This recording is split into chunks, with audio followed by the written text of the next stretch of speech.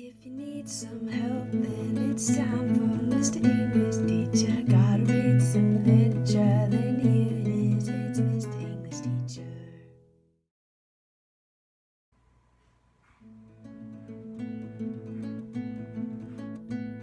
Hey everyone! I promised a more sort of upbeat poem this week, and I want to make good on that promise despite the heft of the week. It's the guns. But so with that, I cannot think of a poem that better expresses those wonderful moments when we almost forget ourselves, and I should say, or the rest of the world.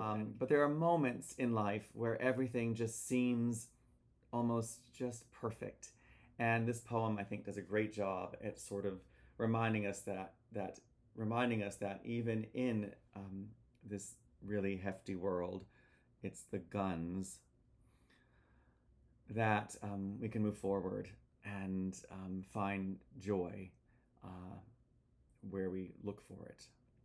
This poem is called From Blossoms. It's by an American poet named Lee Young Lee, who emigrated here with his parents from Indonesia, from Chinese parents, born of Chinese parents, emigrated from Indonesia.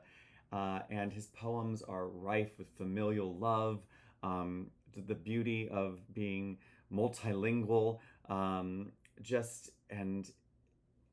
what it feels like to be an immigrant, to be an American. I highly recommend him.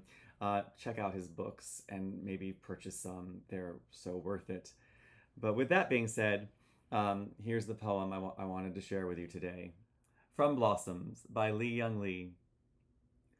From blossoms comes this brown paper bag of peaches we bought from the boy at the bend in the road where we turned towards signs painted peaches. From laden boughs, from hands, from sweet fellowship in the bins, comes nectar at the roadside. Succulent peaches we devour, dusty skin and all, comes the familiar dust of summer, dust we eat. Oh, to take what we love inside, to carry within us an orchard, to eat not only the skin, but the shade, not only the sugar, but the days, to hold the fruit in our hands, adore it, then bite into the round jubilance of peach. There are days we live as if death were nowhere in the background.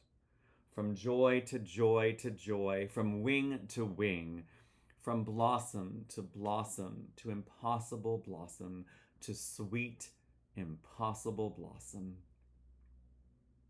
I hope you have a great week. Okay, so really quick, just some lovely things about this poem, and I promise to be quick. The first stanza, from blossoms, and we have comes this brown paper bag. This as an adjective, it's not just it's this one. We all know, we've all had this paper bag. And then we get this wonderful, we bought from the boy at the bend in the road where we turned towards signs painted peaches. This poem is in free verse, but this section is sort of dactylic, which is a really fancy word for having a sort of triple rhythm. So like hickory dickory dock, we bought from the boy at the bend in the road where we turned towards signs painted peaches. And as I tell my students, y'all, especially if you are ever out in the world and you see a sign where the fruit is misspelled, like fresh peaches, you buy it. You buy it. Fresh blueberry, buy it. Just buy them. Thank you. Now, then we get this next section, and we start. The language changes a little bit. From laden boughs, from hands, from sweet fellowship in the bins comes nectar. And it's really, and then of course with the peaches, we're devouring them at this point.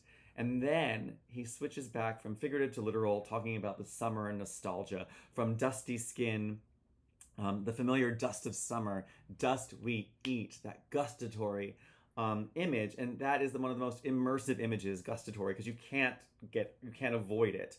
You can always close your eyes to visual imagery, but you can't, if something's being fed to you or if it's organic inside you, you can't miss it.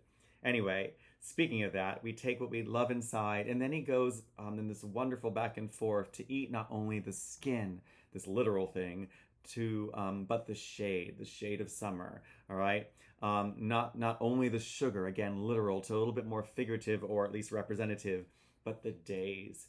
You know, that joy of summer, particularly when you're younger, although it can be any age, where it's just so beautiful. But then after all of these peach and sort of nostalgia, he hits us with, there are days in life, there are days we live as if death were nowhere in the background. You know, and those moments are rare, and they seem to be rarer every day. But if we lived with the heft of the world, who would get out of bed?